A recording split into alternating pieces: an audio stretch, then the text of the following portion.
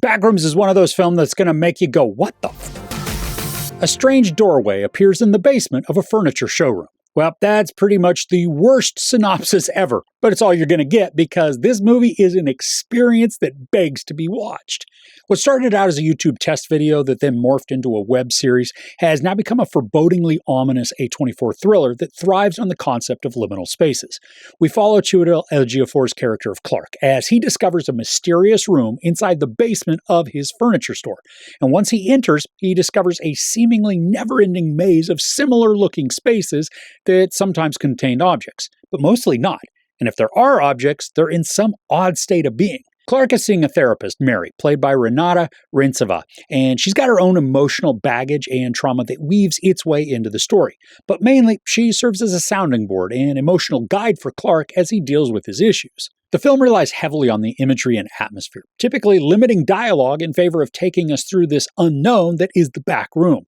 And what we get is kind of like what Alice might experience as she goes through the looking glass, where perspectives are shifted, even way off at times, creating visual tricks that are uneasy at first and then just downright unnerving later. Now, many films that are trying to keep the audience off balance, they'll utilize a lot of Dutch angles to create distressing tension. But thanks to the physical appearances and then askew environments, we get the same effect while not needing to have the camera consistently tilt as it moves. And because the series was also sort of a found footage horror, this feature-length production introduces some of that storytelling style while not relying on it for the entirety. Now, there are some moments, especially as the suspense and the dread ramp up, where the camera movements can become kind of nauseating. I mean, it's not quite shaky to the level that was utilized in Cloverfield, but we do get that bouncing sense of urgent motion. Now, thankfully, while these scenes are effective, they're also fairly short, so we don't have to struggle through indecipherable shaky cam imagery for too long. And not only are the visuals immersive and somewhat creepy, the sound design is spectacular, building an atmosphere that's lonely yet mysterious. And the use of silence, it can be deafening at times, where you can hear the tiny squelches and squeaks of a character's shoes as they quietly traipse across a carpeted floor, just trying to figure out if they heard something or if it was a trick of their mind. And the Foley artists here, they are awesome. All the right sounds are articulated to make all the wrong feels. A few times, even raising the hairs on my arms. Now, I think where this film is going to suffer with audiences is how vague it turns out to be. Even once a reveal is made and we get a glimpse into the why and how, it's barely mentioned, making the audience have to work for meaning and conclusion. Now, personally, I love how this then made me think and discuss.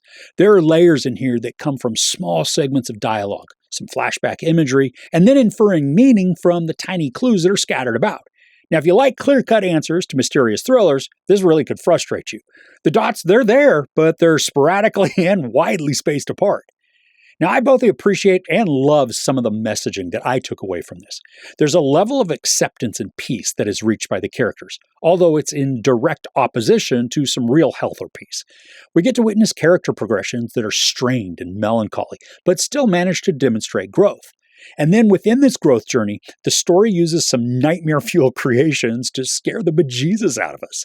And I'm not talking about cheap jump scares. These are true make-your-skin-crawl instances that induce natural fight-or-flight moments.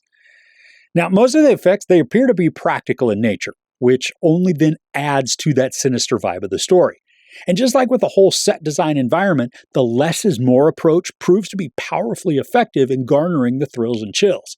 Now, the film doesn't beat us over the head with ominous figures. Instead, it uses the influence of shadow and sound to manipulate our imagination, which ends up being way more terrifying in the end. Now, the longer I sit with this, the more I enjoy it. It's not like I walked out of the theater disliking it and now it's just kind of growing on me. I already enjoyed it, but I wasn't sure to what degree.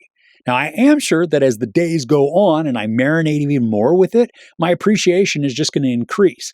The pacing is good. I never felt the almost 2 hours and was actually surprised at the length because it felt about 30 minutes shorter than it really was.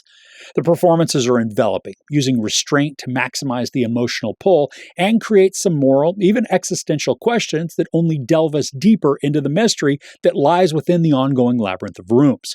The idea and execution of liminal spaces create the perfect environment for something intriguing, foreboding, and sometimes terrifying, captured expertly through patient camera work and creative set designs. This is probably going to polarize just thanks to the lack of concrete story explanation and resolution, but that's also a lot of the draw and the charm of the concept, to give us clues, mess with our minds, and then invite us into these odd spaces to connect all the pieces. There's no sex or nudity, some profanity, and then some violence. I give Backrooms 4 out of 5 couches. Now, as I said, I think I'm going to appreciate it even more as the weeks go by, but for now, it's a satisfying and solid mindbender. Are there any other strange or sparse films that you love that make you think? I would love some recommendations in the comments below. If you enjoyed this review, please give it a like. Also, don't forget to share and subscribe. I'm Chris. This is Movies and Munchies. Thanks for couching with me.